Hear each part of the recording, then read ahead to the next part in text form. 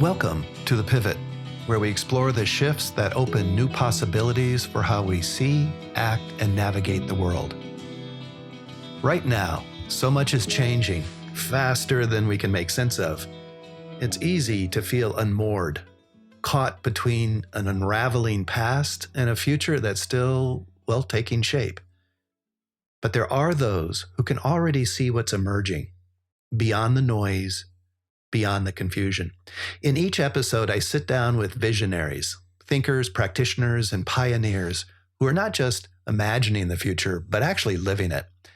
They're sensing what's next and mapping the way forward. So if you're wondering how to navigate this shifting landscape, how to stay grounded, adapt, and even thrive, you're in the right place.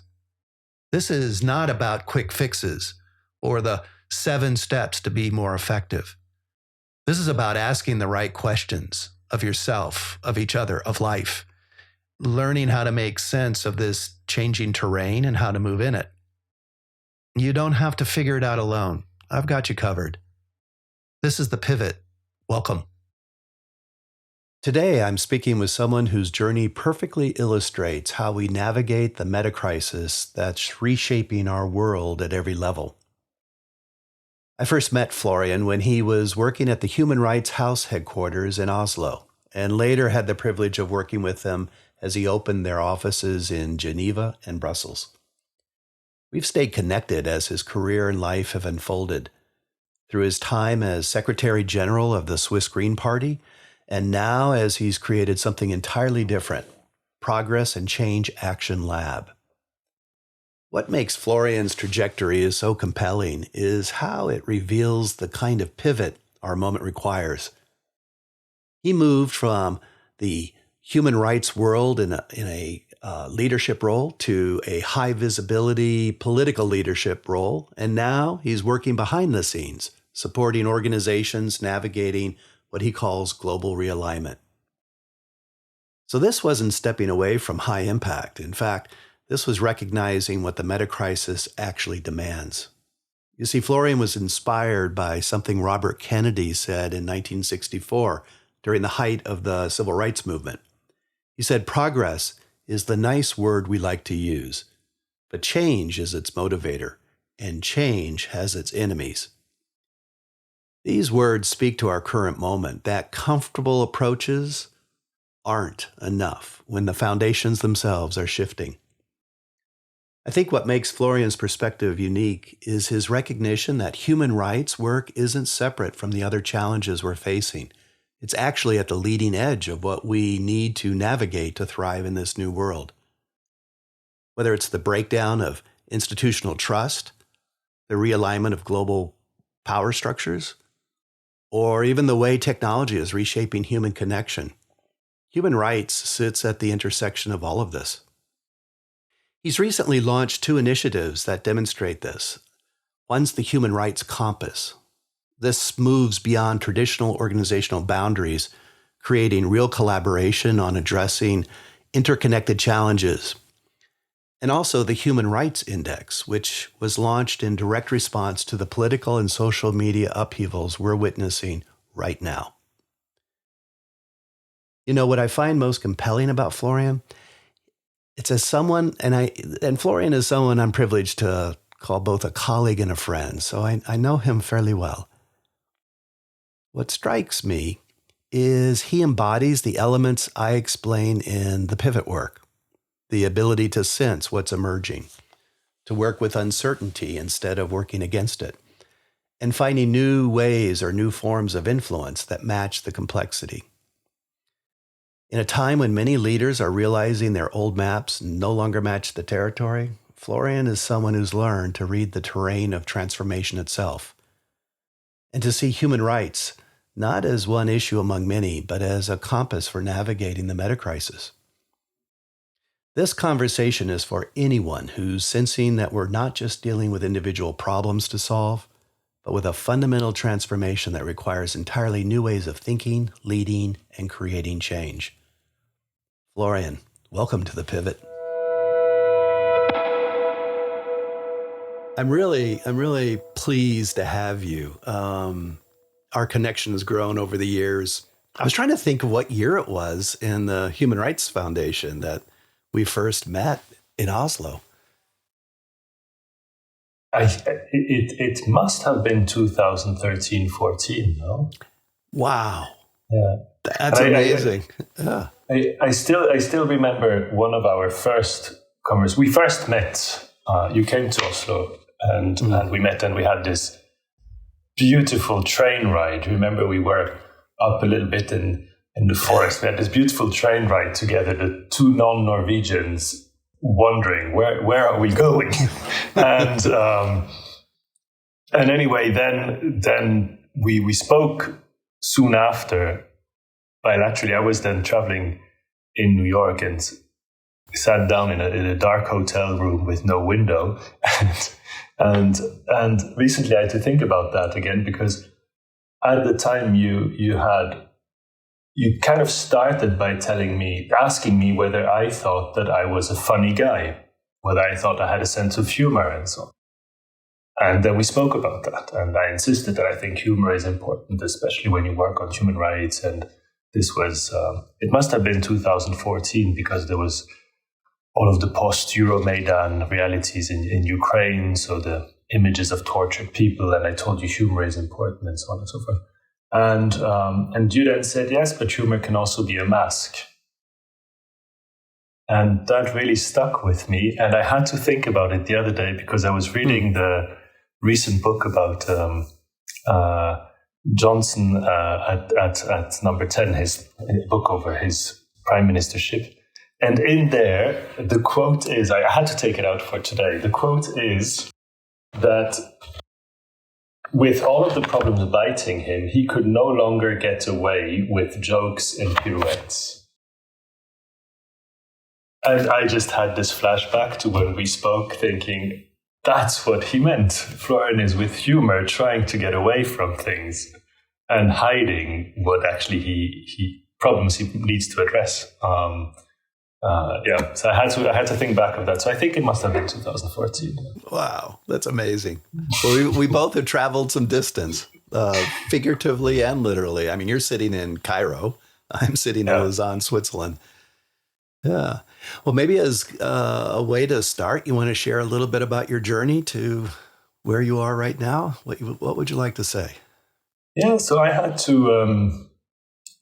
I come from a family that values work, high achievers, to medical researchers. My parents, like academics. My brother is also a professor at university,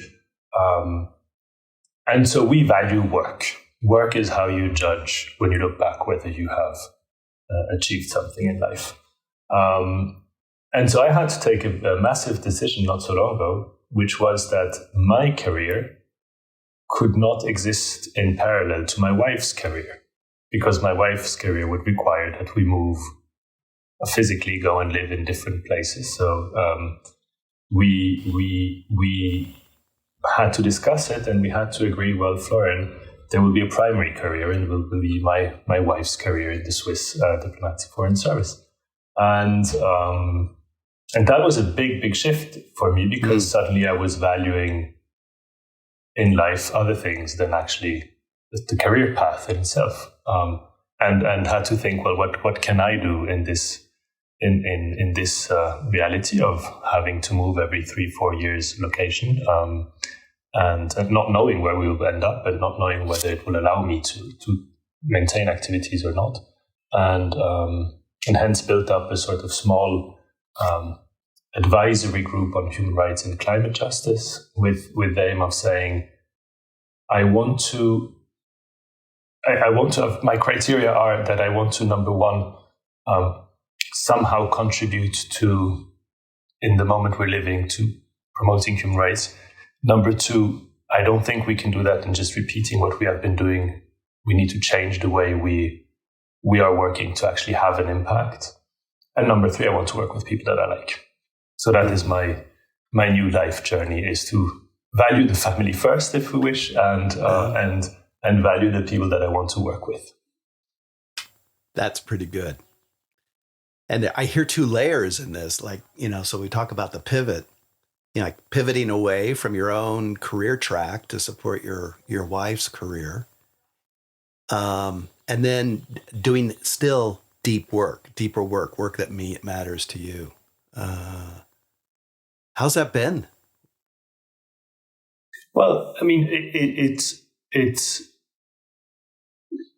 the two reflections that I have about it is we continue to live in societies that think that that kind of value linear continuity, or that think that changes in life are definite. So I don't know whether in 5 years we won't be back in Geneva, right next to Lausanne, and my wife will be supporting me again in me having another job. We don't know that, and I think that really says something about the moment we live in, where there's so much uncertainty, including for people professionally. So I think, let's not make too much of a big thing out of it, and at the same time, it is a big thing because at a personal level, it means a lot that. I used to get 250 emails a day. Now I get 10. But each email has a value that is different for me. And I read my emails. I can tell you, when I was getting 250 of them, I barely read them. I used to be in 7 to 10 meetings a day, running from one to the other. Now I actually value the meetings that I have in a day, and the connection that I'm building with the people that I interact. So you in a way, there is this luxury of being able in life to say, let's take time to value what you're actually given as opportunities when you have these kind of shifts. Yeah. And it sounds like you're really able to focus on what's essential for you now. The meetings that do count, the people that do count. Yes, and to also be aware that we all have strengths and weaknesses, and I think the awareness about them, you certainly helped in that. But to be able to tell people that, well, you're in this situation in your organization, I'm not going to be able to help. That's not one of my fortes, and therefore also to be. I think there is a luxury in my life now that I can be of a certain honesty with my interlocutors in saying, here I see a path, or here I don't, or let's do this journey together, or I can't imagine doing this journey. You need to find somebody who is different, and that's a real luxury. But also I then wonder if I where will it land me? And I think that's something that really is difficult, not knowing where we will land at one point. Yeah. But it's really, I'm really struck by and I like your humility. You talk about it as a luxury, which is great and true. And your effectiveness. So the honesty, the being able to see things, because you used to be in a fairly public, highly visible role. And my inference would be that would filter things. You had to navigate things a little bit differently than probably now. Yeah, and it's. I mean, we get energy from things in different moments of life, and it's true that when I was Secretary General of a political party, you get the energy from the attention you get. From media attention, from attention on social media. And suddenly you need to get your daily energy from somewhere else. Yes. So you have to really ground yourself and think, well, what matters today?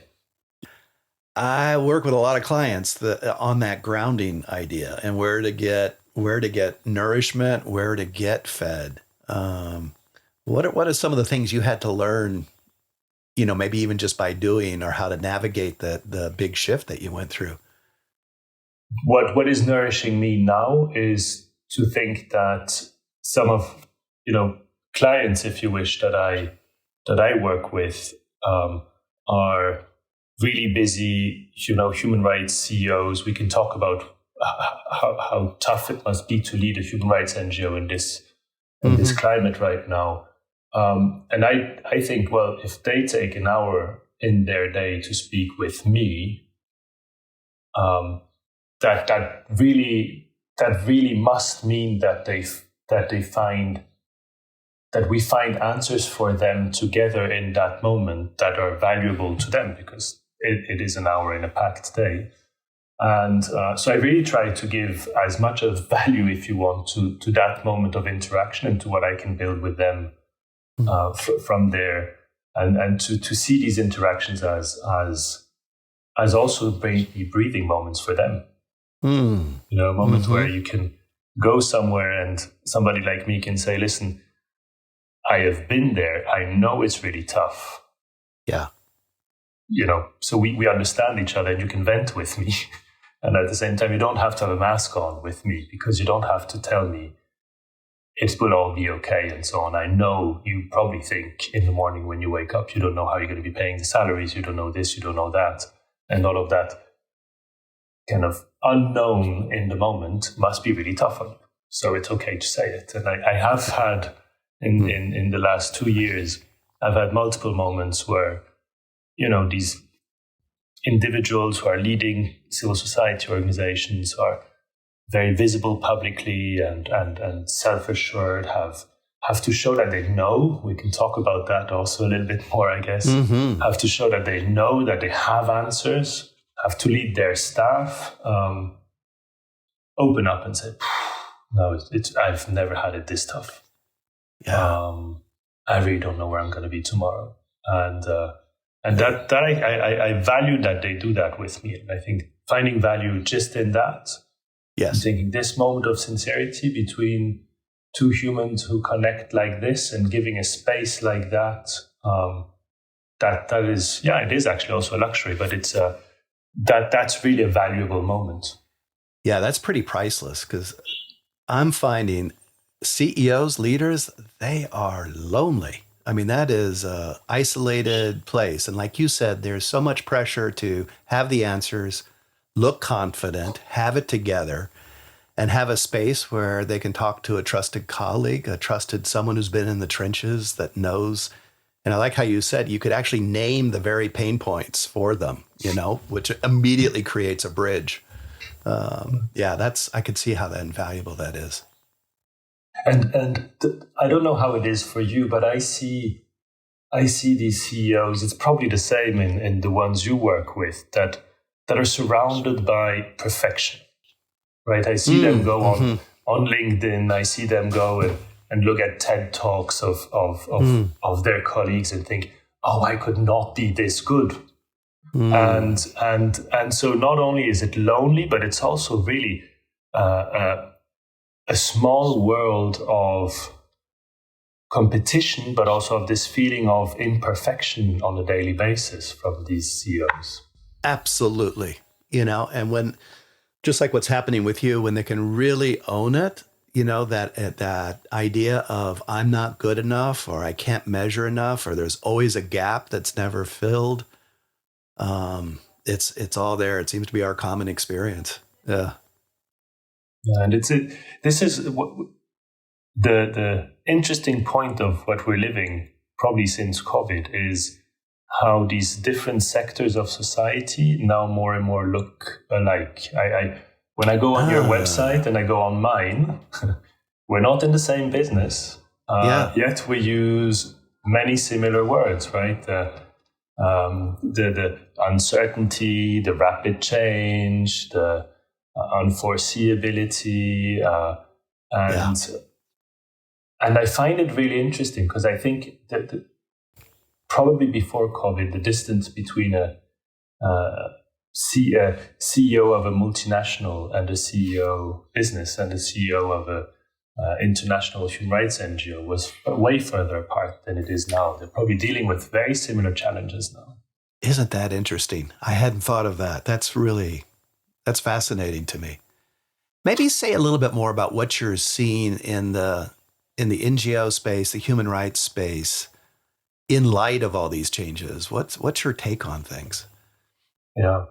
I'm really happy I'm not a CEO of a human rights NGO right now, because it must be really tough. Because in addition to all of the difficulties that I had when I was CEO, which is you manage staff working on really tough issues. I mentioned earlier, pictures of people who have been tortured in Ukraine. I mean, you have this staff that have this on a daily basis, and it is difficult to take in. You manage an organization that is dependent on donors, different types of donors, but that is also, of course, a pressure point. And you manage individuals who want to achieve stuff, who want to have impact, so who are really driven, which sometimes comes with negative sides. And if you add to that the layer that came in now with this element of unknown of what will tomorrow be like, the whole layers of kind of the post-COVID world where work has changed so much so rapidly without us really knowing what will that open to, the AI revolution that is coming now. I mean, you have so many layers that if you are a CEO of a human rights NGO, I think the natural retraction would be to go in a space and do what you know how to do. Yeah. And feel like I'm going to show that I own this moment because I know what I'm doing and I know where I'm going, and I'm going to do what I know how to do.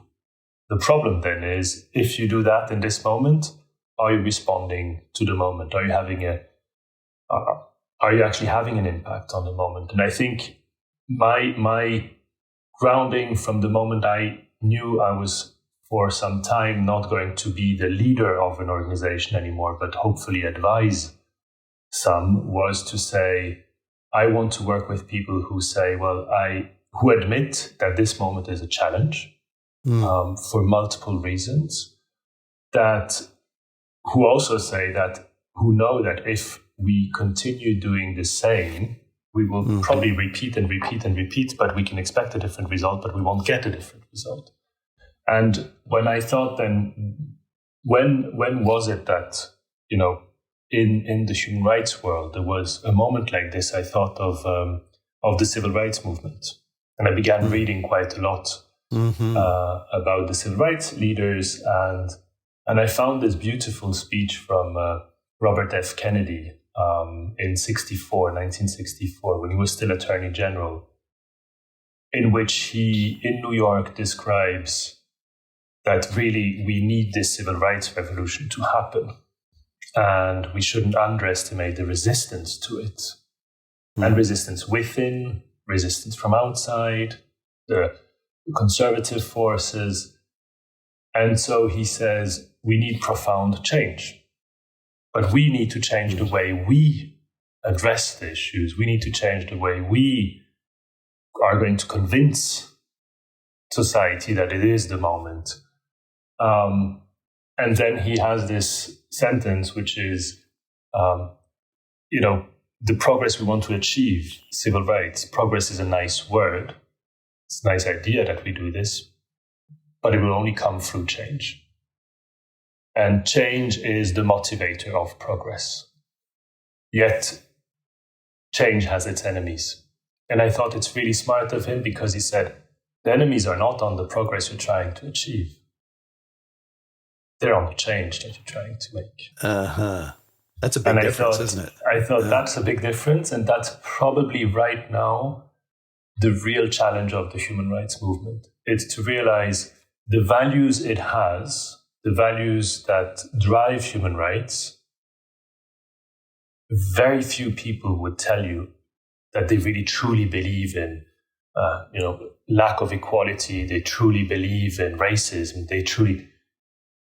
The values that the human rights movement has are probably shared. What is not shared is the change that the human rights movement requires. And I think we change the target, like RFK did in 1964. Then we might actually understand that, hey, change the target, we need to change the way we speak. We need to change the way we go about with our values. We need to change the way we work. And so that was why I thought, well,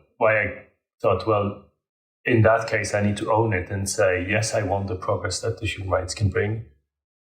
It will need change. So yes, we need to change. And so I landed on this, building up this agency called Progress and Change Action Lab. Mm-hmm. Beautiful.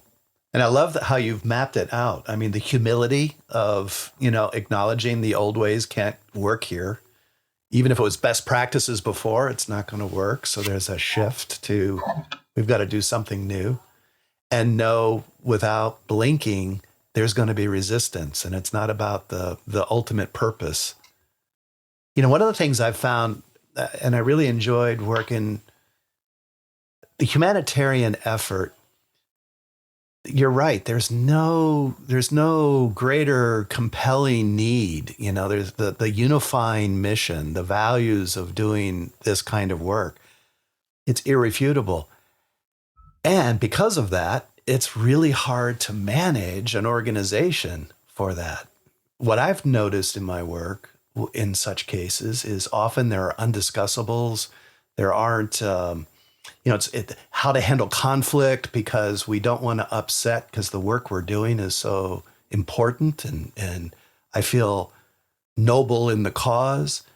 But burnout, fatigue, conflict, all those seem to be amplified in the NGO world around humanitarian work. Is that your experience? And if it is, as you riff on it a little bit, what do you see as the new change that needs to happen given the environment we're in? Yeah.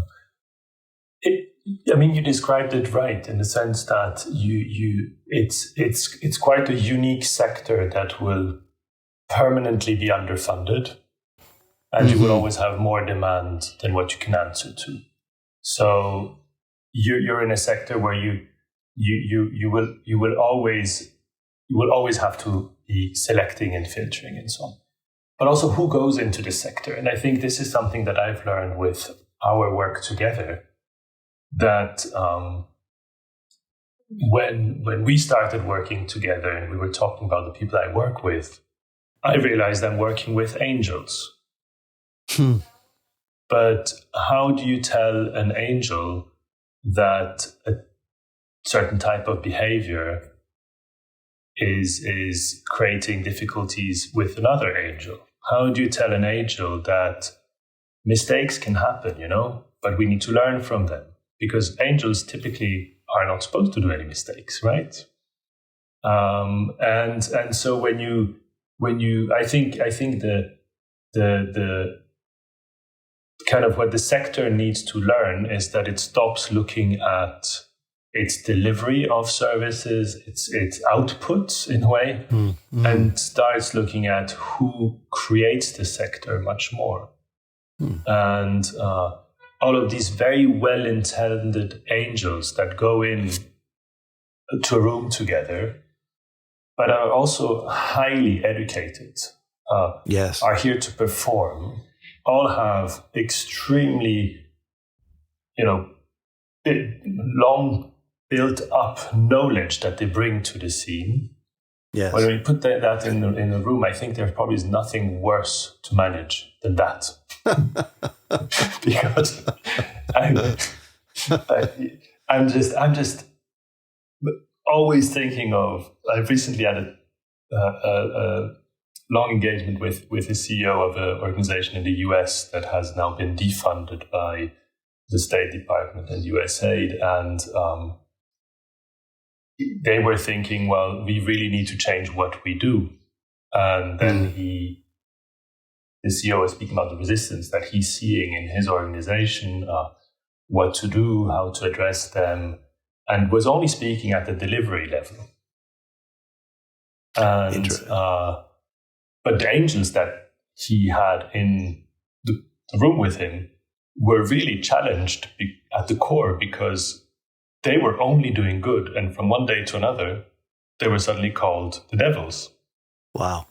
So their fundament was challenged. So yes, I told him, you need to have a coaching process. You don't need to reinvent what you're doing. You need to tell your people that the reward that they had from being seen as being good people has changed. The public image of them has now, the way the public speaks about them has now changed with the US administration having this very strong rhetoric anti kind of human rights or humanitarian aid workers. And that had not struck him that, oh, do you think that's difficult for everybody? Yeah, it must be really challenging. And so I think that will be a big change for the sector to, in a moment of pressure, think, well, we need to be a bit inward looking and think of how we are doing, and how does this moment affect us as individuals, and are we at our best? How can we be at our best in this moment, with then this baggage of the sector being filled by good people? Yes. Yeah. I mean, I think, and it's counterintuitive, right? Because of the pressures. I mean, you're describing just in the last 6 months, it feels like the entire world has changed. But as I've listened to you and talked to you, your world, the world of human rights has gone through massive pressures. The level of complexity seems to have multiplied because of the geopolitical turns we created a thing called Human Rights Compass, where we thought we want to invite kind of leaders of the sector, whether they're leaders at national level, regional level, or international level, to come in and join and think together what could be the policy recommendations that they can find each other around, that they can be all carried together, where we don't put a logo of one organization on, where it's more about the issue. And we thought we'd be really talking policy. And what we realized is quite quickly the conversation turns to, how can we justify to our donors that we're going to have mental health support for employees? How do we build up resilience to this moment? Yes. And in one of our, we have convenings of this sort. In one of our convenings, one person said that they are old enough to know before human rights was actually a term. So it's been in the thing for a while, has seen the Covenant on Civil and Political Rights being written, basically, and said we need to go back to those times. We need to think again the way we thought before. And it's interesting when that person said that, because that's exactly what I did when I went to look at the civil rights movement. Let's go back to look before the norms were established. What was the thinking then? And that's really tough, because that means for our sector, we have to admit that what we thought was sort of acquis, the norms are established. A lot of lawyers work in this sector, so once the law is written, the law is law. Well, that probably in the public isn't true anymore. That we need to be thinking again as if the law hadn't been written. It's like a beginner's mind. That's really tough. Yeah, that is tough. It's totally counter everything that tells you need to be doing, because that's been the success formula in the past. Yeah. So David, I don't know, you probably see this with CEOs. Imagine an example that I take is you're advising the CEO of Lufthansa, and you have to tell him, you have to think of your firm, or tell them you have to think of your firm as if planes hadn't yet been invented. Yes. What would you do to transport people around? Yes. It's that kind of stepping out and looking back. Yeah. I was reading about some of your work that you call the global realignment.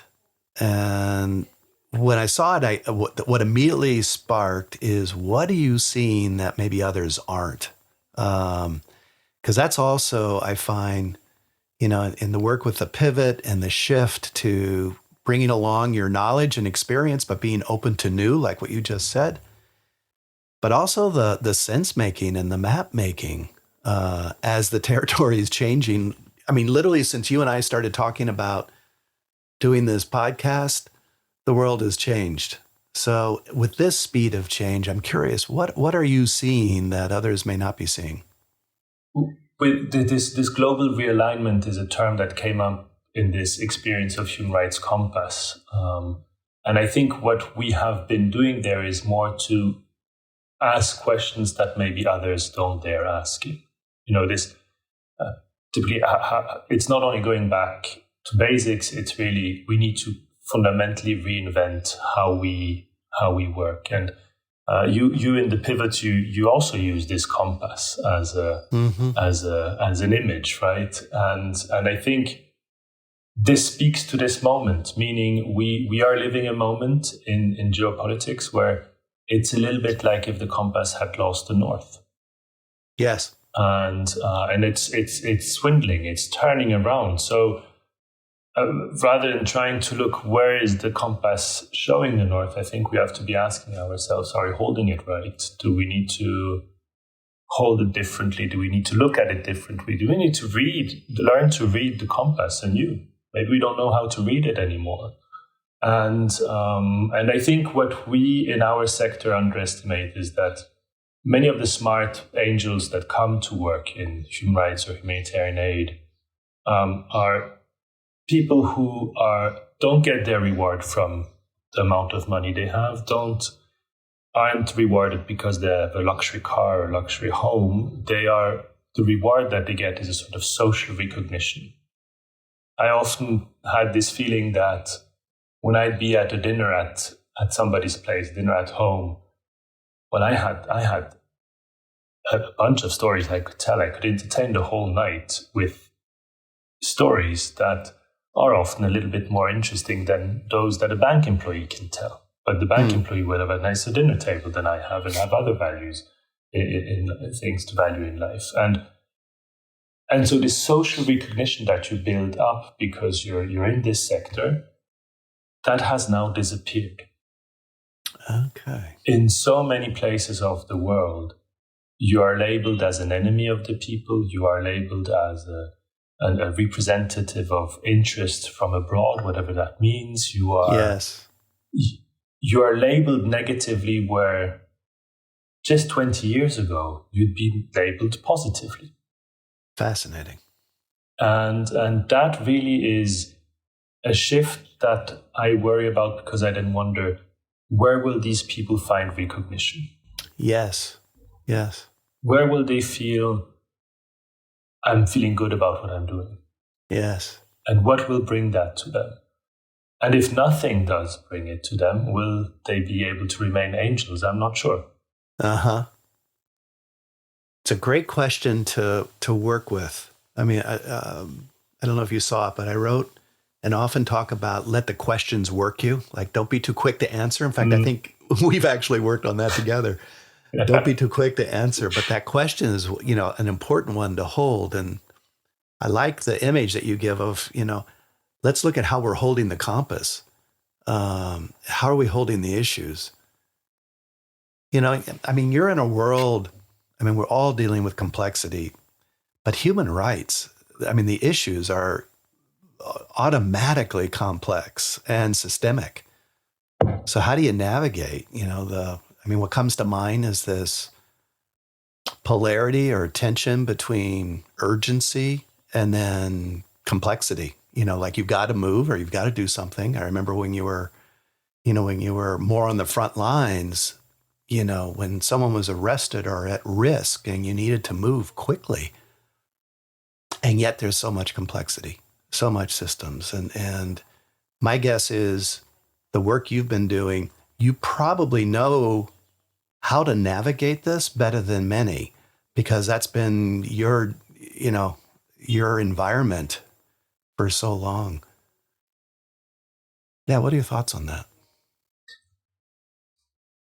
Well, I know you're into jazz, and as you were speaking now, there was a lot of what came to mind as you're speaking now is I just get the feeling that we need to, in our sector, stop thinking that we have answers and learn better how to ask questions. We need to stop thinking we need to show we know how to play the music and improvise. But we come from a sector that is, I often think of human rights, the sector, as a little bit the classic music. So it's really well played. It's well written. Lawyers have done their job well. The other lawyers are playing it well. And now is a moment where, well, the paper on which the music is written is burning. Can't read it anymore. You maybe don't know it by heart. And you have to play with many others where chances are that they know it, but don't know it by heart either. And so now we sound a little bit strange. And we need to start playing jazz, because then we're improvising and listening to each other and listening to the sounds that surround us and listening to how our instrument plays to that sound. And I think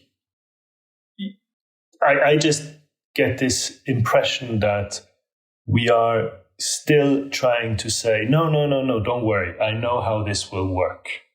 Yes. Rather than saying, oh, I'm really worried. I'm really a bit lost. Let's try together. Yes. To ask ourselves, does this sound okay? Yes. And maybe it doesn't, which is fine. Then we continue playing. And so what I have is I have a situation that allows me to say this openly and allows me to offer to people who lead human rights organizations that we go and improvise a little bit with our instruments and try out stuff if they're ready to do it. What tells you when they're ready? Yeah, that's an interesting question, because it's not how long a person has been in an organization or has been leading an organization. I often think that's kind of the good governance or the legalistic way of thinking. Well, if you don't have term limits, you're there for 30 years, you're probably old-fashioned. But it's not that. I'm on the board of an organization called FGIP, Human Rights in Mental Health. Mental health has always been, is actually the reason why I'm even doing all of this. But the director of the organization has been there for 45 years. And he's ready to change completely. He is so honest about his challenges. Just before we started, he just wrote an email to me saying, to a few board members, I should say, he's back from Ukraine and saying, I'm just taking off for 3 days now, I can't. And this is a 45-year-old veteran of the organization. So we're preparing his retirement and we're preparing for him to hand over. And he's doing all of this very openly. He's admitting failure. He is honest about the moment really being a big challenge for him and for the organization. And he's not sure whether the organization and the cause is even going to survive this moment, but he says it. And I think, to me, kind of admitting the uncertainty is, to me, an indicator of readiness to change. If you don't admit uncertainty, if you say, no, our situation is fine, we're going to navigate this moment fine, and you're trying to tell me that the only problem we have is that USA defunded organizations, then you're probably not ready for change, even if you're only in function for 6 months. Yes. I couldn't agree more. I mean, I think I call it the moment of truth, that when a leader or someone who's up to something, there's a humility, there's a moment of transparency, of I don't know. And it's almost like the first I don't know, there's a reaction, and the second I don't know, there's a little bit more of a window opening and a relaxing in the system. I notice. Yeah. Like sometimes I can actually see the breathing change, or a physical shift in someone. And that's when the doors open from my perspective, for coaching. But like for what you're saying, now we need to talk about what needs to change. Now I can even begin to look at it. I find that a sweet, sweet moment. And how do you see staff reacting? When the leader says, I don't know, because that's what they're so afraid of. They're afraid of saying, I don't know, and then, I lose my leadership role. How do you see the staff reacting when they say the second time, I don't know? Breathing changes. What happens when they say the third time, right? Exactly. And it's so counterintuitive because everybody thinks as a leader, I need to show I got it together, I've got it right, and I always know. And the minute there's vulnerability open, there's a systemic exhalation. And then I think, from an organizational standpoint, what's important is that leader now is modeling authenticity, and it allows the staff, it allows the organization to admit it doesn't know. So now there's a whole new level of communication happening. And what was fearful to be admitted, what was disguised, what was pushed away starts becoming more commonplace. So it's not insignificant, that's for sure. I think on a personal level, I notice it also in myself, and I notice it in many. This starts coming in the middle of the night, the 3 a.m. Kind of unease, or I call it the disquiet. It's like you're okay. You've worked hard, you've got success, but there's something starting to nudge you. It's something starting to keep you awake. And it could be a search for meaning because you've had all this success, but also starting to see in your gut, you can't keep doing things the way you were doing it. And that's not an easy spot. I always bring a lot of honoring and kind of holding it with due respect. It's quite something when someone, can really admit to that, and to themselves first, and then to others. And because that's the leader with the people that they manage. But I think for those leaders who are also in the kind of the public space and in part of the public debate, I think this moment is a moment where they need to stand up and be authentic and say, we really don't know what we're heading towards. Yes. But this is this is what I want this is the direction I want to contribute us to go into. And, yes. And I have this impression that right now people are looking for answers, but they're less and less looking for kind of the gospel. They're looking for who is thinking what are the directions that are being offered, and I think CEOs who have a role in speaking in public and so on, this is a good moment for them to admit that, well, they also don't know what we're heading towards, and it's not alarmism and it's not weakness. It's something in between, in saying, well, we're trying to find answers to the moment. Yeah, and it certainly is an interrupter, isn't it? It's almost like a circuit breaker to things going on automatic pilot or with momentum the way they've been doing. That really stops it cold, doesn't it? Yeah. But what I still really find interesting is that you are at in terms of your engagements with your client at the coaching level, I'm at the policy level, but yet we really see there's almost sort of an alignment of our analysis in very different sectors. Isn't that interesting? Yes, you do some NGO work, but I don't typically work with businesses, but and if the two of us have this moment now, probably out there are quite a lot having the same. Yes, I absolutely agree. I believe that as well. And for our audience, until you said policy, they might have thought there's just two coaches talking to each other because of what we're seeing, right? So I think it's even more relevant, from your position. And what is another commonality that occurs to me in this moment is we're both moving between organizations. You're no longer working with just one organization, right? You're moving between, you're in the systems and between the systems. And I do that as well in my work.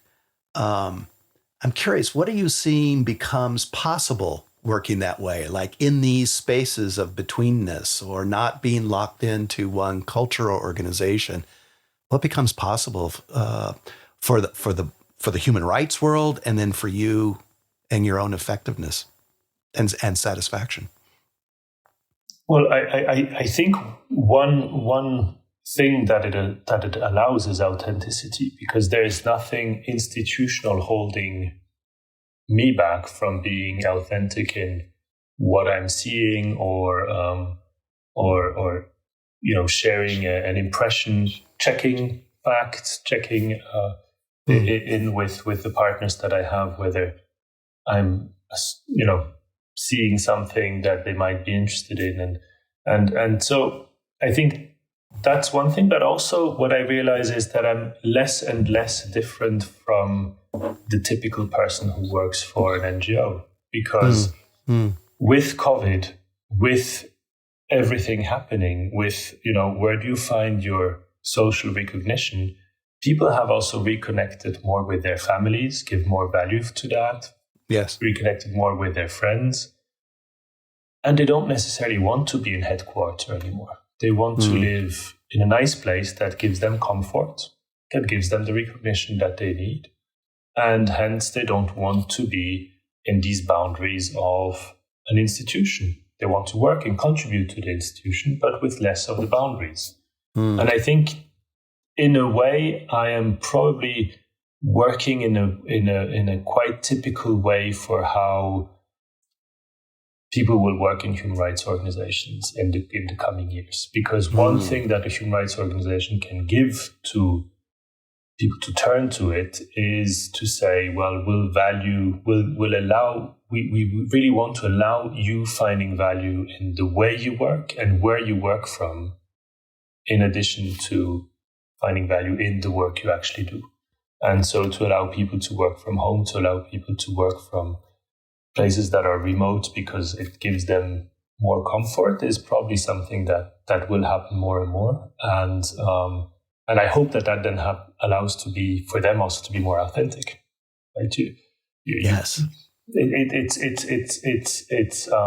maybe somewhat an example that I often take that is a bit stupid, but allow your employees to go to the shop or online and buy their computer themselves. Buy whatever you want, because you're going to look at it every day, use it all the time. And this idea that the employer, your institution, will go and buy them and then give it to you with a little sticker on it where it's written your name and your employee number on it, these things will actually not happen anymore. And so I'm not that different from, I think, what we're heading towards, because where you're working from now, when you go into your co-working space, you go into a cafe, you wait for your train, you don't want the people around you to see your name and your employee number on your computer.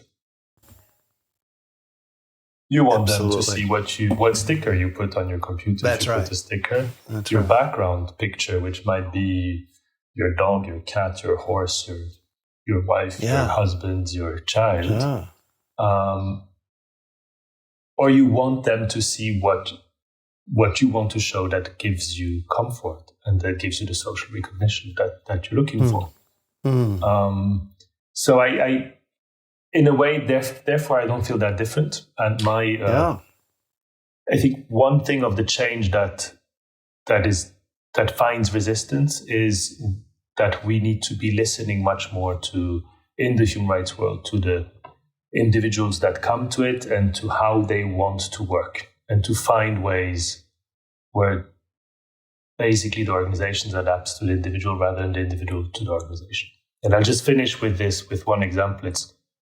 if you now are an organization headquartered in Washington, D.C., who is telling their staff after COVID, you have to come back to office and work in a windowless office, very typical for the US, in a windowless office in DC, the city is half empty now. Many people have been put on furlough, so the city is half empty. Coffee places have closed. Generally, the atmosphere is grim, and you work in a business that is, in terms of rhetorics, really attacked by the government. I'm thinking going to be less well off than if you're an organization headquartered in DC that has been telling its employees since COVID, well, what we need is really to reconvene every second, third week. The teams need to be physically together from time to time, but we'll arrange this. We'll bring you in. We can pay you the drive from where you work, where you live in every second week or something. We really want people to meet each other physically, but work from where it's best for you to work from. You're probably better off right now in the second model than in the first. For sure. I find this fascinating. I would never have thought that human rights work would be prescient, would be the working of the future, like you're describing. You're almost like speaking from the future in this. It's fascinating. Well, and maybe on that note, you might mentioned earlier about the kind of work. You mentioned mental health. You mentioned the nature of your work, and I couldn't help but make a connection to people that will be listening to this. Many people are really. I'm trying to use a non-typical word, really concerned and worse about the state of affairs in the world. The doom scrolling, it's easy to get caught up in this is the end of times, or it's so catastrophic. And it's a tremendous stressor. And I'm noticing both in personal relationships and in professional relationships, a heightened sensitivity to anything that's really difficult. Like, I can't take any more. People don't even want to see violence on a TV depiction show because they're just so at the saturation point and so raw and hurting.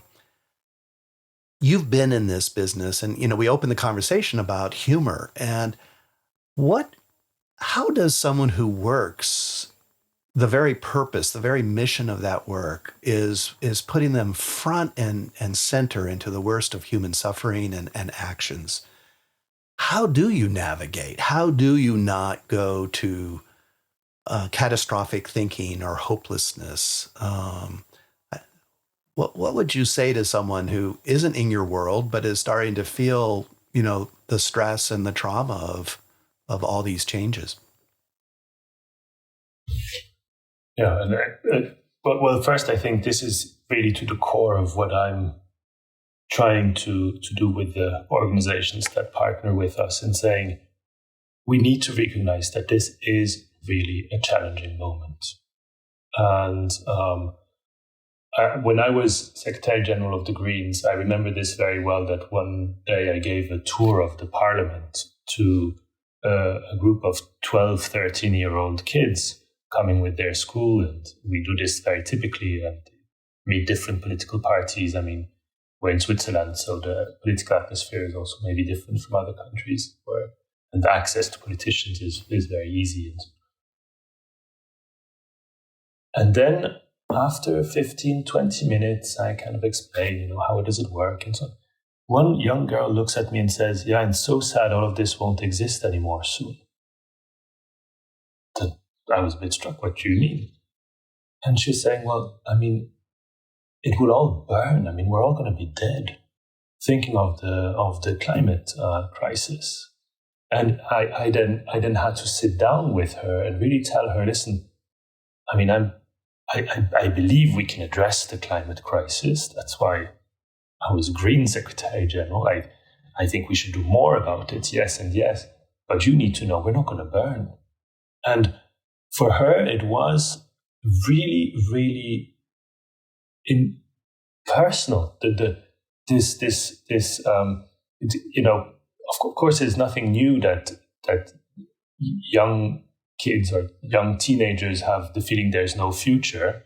Yes. But this was at a level that I had not seen before.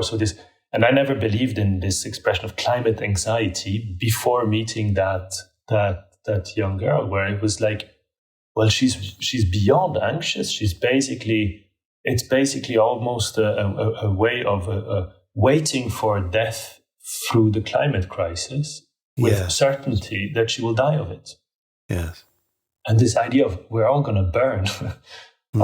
And so I think I really, at first, we were asking earlier, how do you recognize when somebody's ready for change? At first, admitting this is a really tough, challenging moment.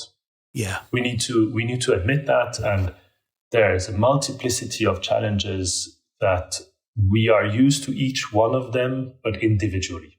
Right. Now, it's layered now. Yeah. It's layered and they reinforce each other and so on. Yet we also we're also in a moment that is a bit strange because we have been saying this for 20 years. Jean-Claude Guibault, a French philosopher, wrote a book just before 9/11, in which he argued basically we have never looked at this century correctly to recover from it. We have gone through the worst century of humankind, the 20th century, and we have not recovered. We haven't closed the books over this century. And we're going into the next one, full speed, with, at the time he was writing, right, with an IT revolution, with an industrial revolution. Full speed, but we need to take a moment to think of what we just did. And so he then argues this is otherwise it will be the end of the civilizations as we know them. Written over 25 years ago, then happened 9/11, which is kind of a symbol of the change of century, if you want. Right. COVID. And then I mean the 2008 financial crisis, COVID, and re-emergence now of populism. So in a way, I think we have also been exhausting the public with saying we're living crisis. They can't hear it anymore.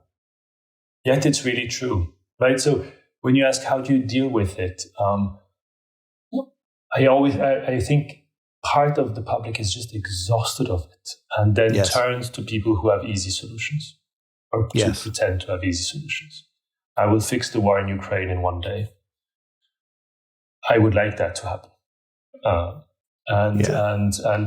And so this is all of this being said in my sector. My big fear is that the multiple pressures that come on this sector, my big fear is that they create a nimbleness to kind of, the crisis, a thing of I just have to do what I have to do and I don't care. And then that this lack of empathy, not because the person lacks empathy, but this situation doesn't allow it anymore. I don't know where that leaves my angel that I was speaking of earlier. If the angel doesn't have empathy anymore, we really have a problem. And so that is my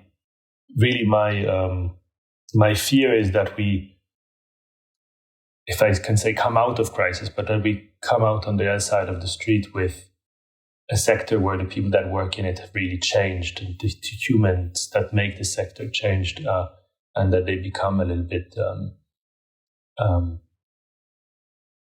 maybe nimmer, to kind of the sufferance of others. And it's so difficult because you have this fatigue that you're talking about, and we're turning to leaders because we want desperate answers. And then we just got finished talking about the value of a leader being transparent and saying, I don't know, or it's not working. So it's a tough tension. What holds your perspective? What keeps I don't know if it's a long view or a perspective or a balance, but how do you do that? I think it's touching into how do you make sense? The maps don't work anymore. We don't have new ones yet. You talked about the compass, but yeah, how do you navigate?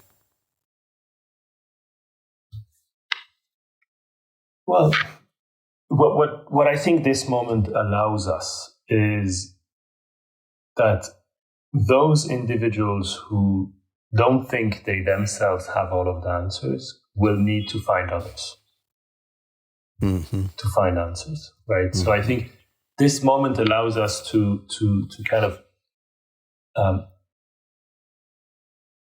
create a coming together with individuals that are looking for answers jointly.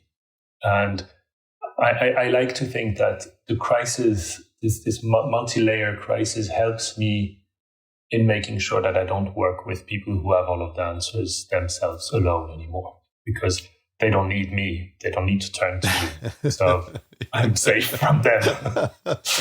And they will be stuck exactly at the same spot they're in now in 10 years down the road. So then, So that's an easy tell. If someone says they've got the answers, that's a reveal.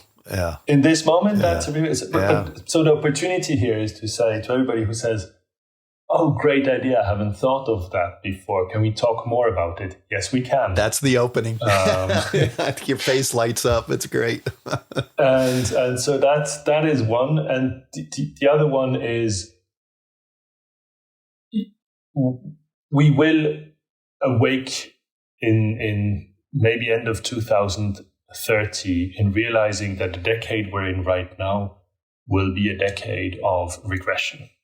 All of the data indicators that we as humanity have gotten so used that they're getting better, less people living in absolute poverty globally, right? This is true since 1945 until recently. Less and less children dying in the first year after birth. This is true since 1945 until recently. Less and less people living in hunger.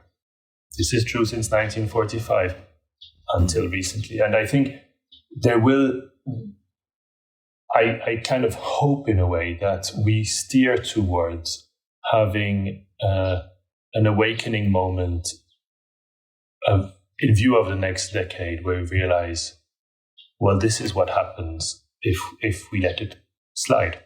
And it will harm everybody. Businesses will have less skilled people, will be hiring less skilled people come a decade. Global education levels are falling. First time since 1945. So in a way, all of these data indicators that we just got used to them being progressing are regressing, and this will really affect everybody. I see that. I've recently been in a conference where a lady from one of the big accounting firms, global accounting firms, was saying they are massively hiring lawyers around the globe. And I then kind of provocatively said, well, that I'm not really surprised by it, probably. She says, no, but the problem is our clients are working in more and more restrictive environments. Wow. So if you are at Procter & Gamble, if you are KPMG and so on, you are preparing to work now in environments that look like the Soviet Union looked. You are preparing your clients to know that if you want to work in certain countries, the state will have ownership of your company. You are preparing your clients to know that if you want to work in certain contexts, you will have to be paying bribes, and so on and so forth. So how do you do that? With the legal prescriptions of where you have your headquarters. And so come the end of this decade, there won't be a part of society that won't have been affected negatively by these data points that are just regressing again. Mm-hmm. Corruption indicators have been generally get better and better and better. We're having less corruption until recently.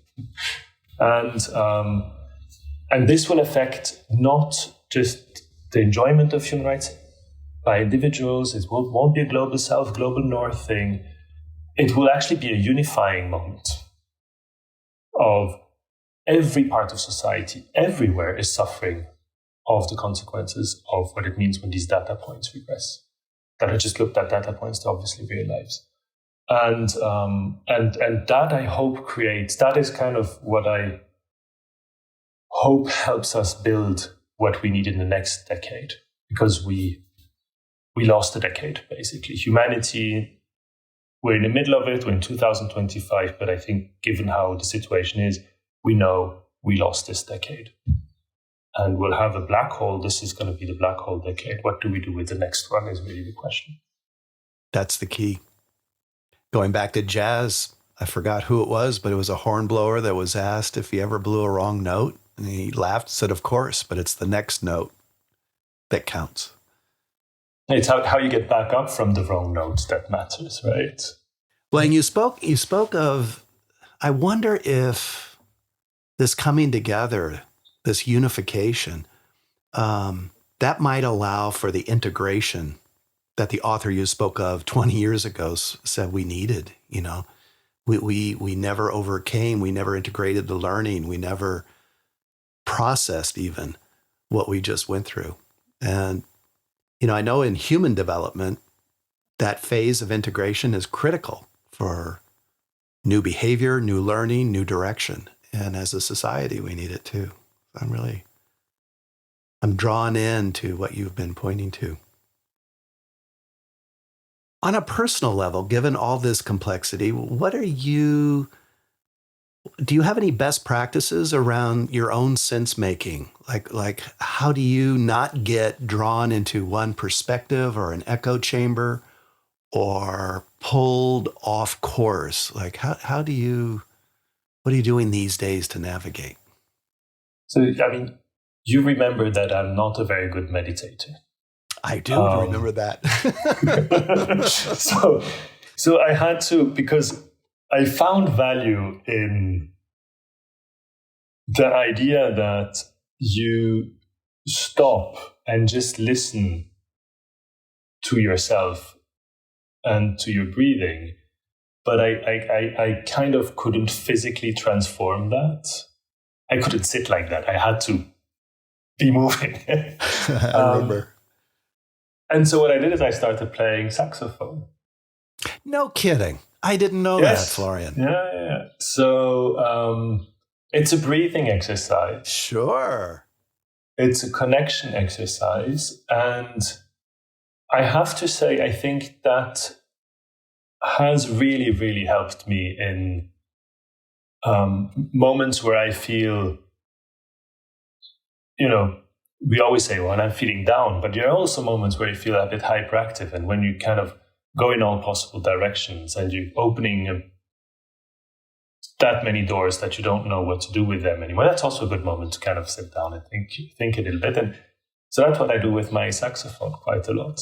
Fantastic. And I actually think of it as a meditating moment at least once a day. And the moment, what I like about it, because you have it's your voice. It's the saxophone is the continuation of a voice. What I like about it is that I can hear how I am feeling. Oh, in the sound that the saxophone is making. Yeah. Wow.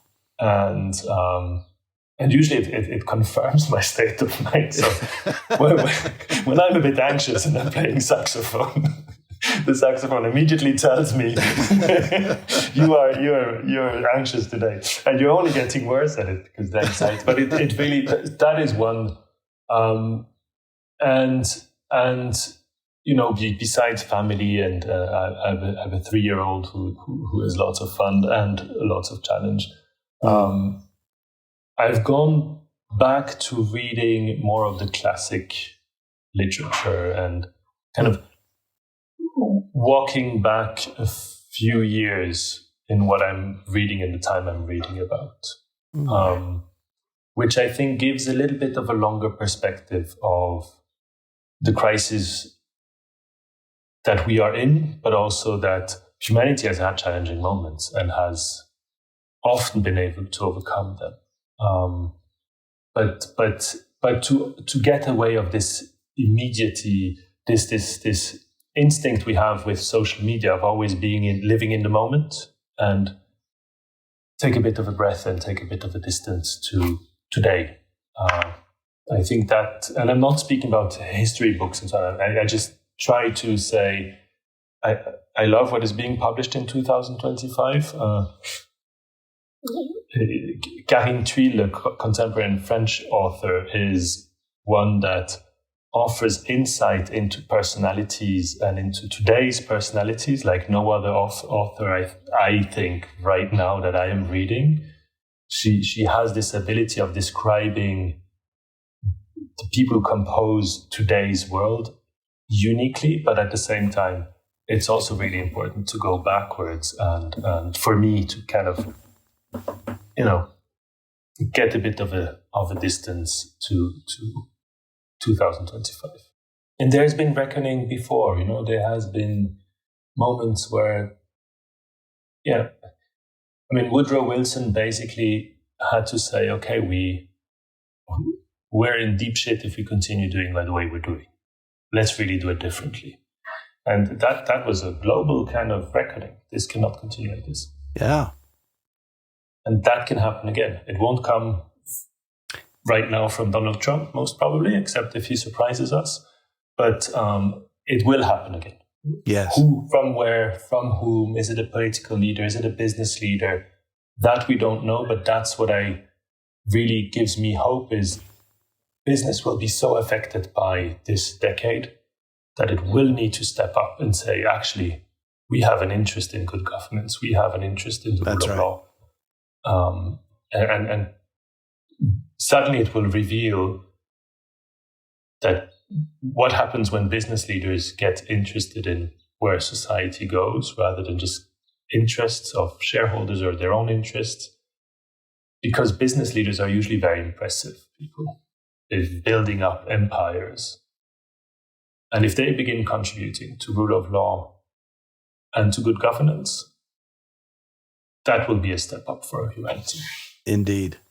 Yeah, and staying open and curious, because chances are the inspiration and the direction is going to come from a new place. I like that. As we begin to wrap up,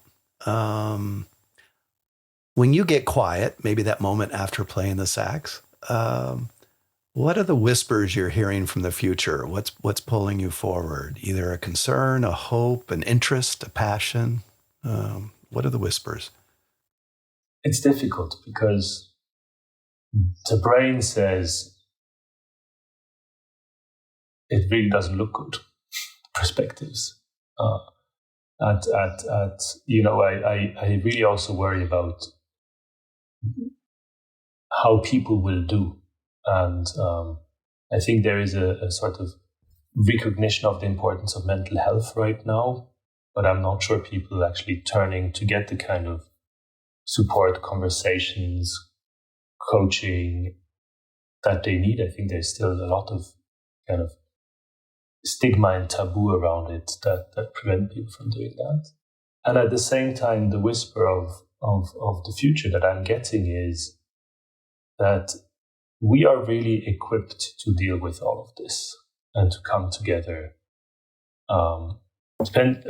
I just don't know who will be the we and where will it happen and when and so on. But the whisper of the future is that as I said, I think humanity overcame very difficult moments in the past and can overcome this one. But we need to know it takes time. Even in the time of social media, things don't happen in a tweet, But then one sentence I have with me a lot is from the Norwegian author called Gardner, and he wrote this beautiful book that I don't remember the name of now, of course. But in that book, there is a sentence that is, it takes only seconds to destroy what humanity built up over centuries. And, the pyramids are still standing. And if humans wouldn't have destroyed part of them, they would probably still look as they looked 3,000 or 4,000 years ago, so we can overcome this moment.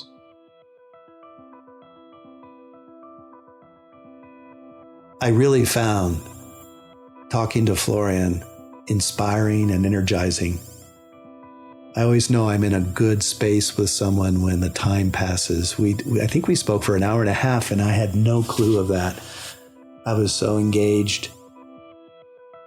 I hold Florian as a role model for what we need today, now, as leaders, but also as a fellow human on how to navigate the world where we don't have the maps. I really appreciate you, Florian, for your humility, your authenticity, your transparency, and mostly your heart. Yeah, thank you. So in future episodes, I'm hoping to bring you more remarkable people. People who are pioneers, who are cutting the path, who are showing and modeling like Florian did, how we can navigate, how we can find ways to leverage what we know and make room for what we don't know, how to live in the questions, how to support each other, because this cannot be done alone, and mostly, how to actually thrive.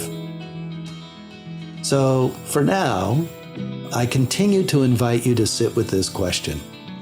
What if the uncertainty you're feeling isn't just about the world changing?